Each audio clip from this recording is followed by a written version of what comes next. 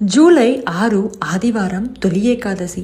చాలా విశిష్టమైన రోజు. ఆషాఢ మాసంలో వచ్చే ఈ ఏకాదశి రోజున స్వామివారు అంటే శ్రీ మహావిష్ణువు యోగ నిద్రలోకి ఉపక్రమిస్తారు. కాబట్టి ఈ రోజున మనము చక్కగా ఈ యొక్క ఏకాదశిని చేసుకోవాలి. దాంతోపాటుగా 27 నక్షత్రాలకు ప్రతీకగా అలాగే స్వామికి ఎంతో ఇష్టమైన ఈ ఆలుకలని ఇలాగా పసుపు నీటిలో నానబెట్టి ఒక మాలలాగా చేసి మనము స్వామి మెడలో వేయాలి.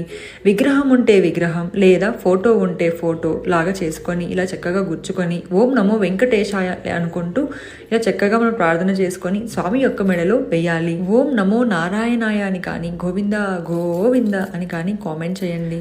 పూజానంతరం ఒక 2 రోజుల తర్వాత ఈ యొక్క యాలక బుడ్డలని మళ్ళీ మీరు యథావిధిగా వంటలోకి కానీ లేదా ధూపం వేయడానికి కానీ ఉపయోగించవచ్చు. ఈ విధంగా చేసిన ఎడల మన 7 జన్మల పాపాలు తొలగిపోతాయి. అంటే మనం 7 జన్మలలో ఏ నక్షత్రాలలో పుట్టామో తెలియదు కదండి, అవన్నీ కూడా